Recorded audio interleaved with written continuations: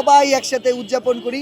Even অনেক ক্ল্যাশে হয়, যেমন টিম মারামারি থেকে শুরু করে অনেক কিছুই হয়। আর যদি ব্রাজিলের কথা বলি, যেহেতু দেখতেছেন আমি ব্রাজিল জার্সি পরে আছি, এটা পরে আছি শুধুমাত্র তাদের স্কিলের জন্য। ফার্স্ট অফ অল আমাদের এই র্যালিটা বিগত 4 বছর যাবত আমরা করে আসতেছি।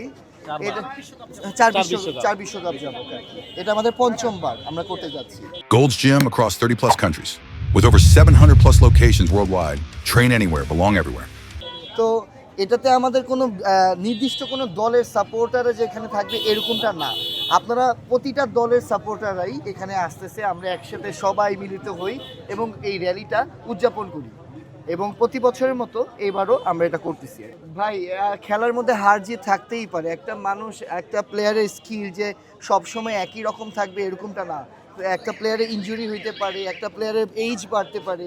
এখন ওই সময় it was a bad luck for Brazil team, but I hardly believe that this time it will be biggest way for Brazil to get achievement, you know.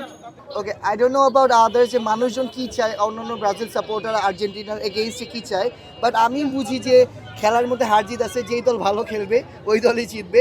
আর যদি ব্রাজিলের কথা বলি, যেহেতু দেখতেছেন আমি ব্রাজিল জার্সি পরে আছি, এটা পরে আছি শুধুমাত্র তাদের স্কিলের জন্য।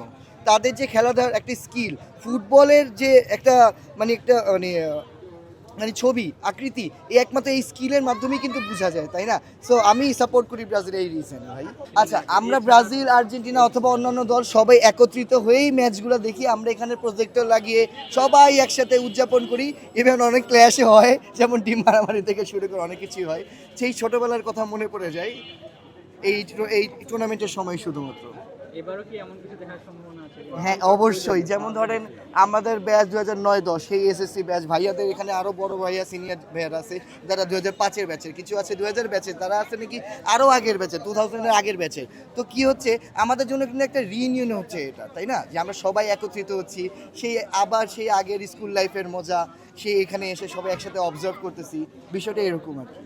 বর্তমান ভাই এটা তো আপনারা জানেন, বর্তমান জীবনে অ্যান্ড্রয়েড একটা জীবন, ডিজিটাল একটা জীবন, সবাই মোবাইল নিয়ে ব্যস্ত, খেলাধুলার প্রতি মানুষজন অত কনসার্ন হচ্ছে না। কিন্তু এই হিসেবে যদি আমি বলি, আমাদের ঢাকা 7 আসনের যে মাননীয় সংসদ সদস্য আলহাজ হামিদুর রহমান, তিনি বাচ্চাদের খেলাধুলার জন্য অনেকগুলা মাঠ কিন্তু এটিমকে পর্যবেক্ষণ করেছে এবং খেলাধুলার জন্য আলাদা অনেক কিছু রাস্তা করে দিচ্ছে যাতে বাচ্চারা খেলতে পারে।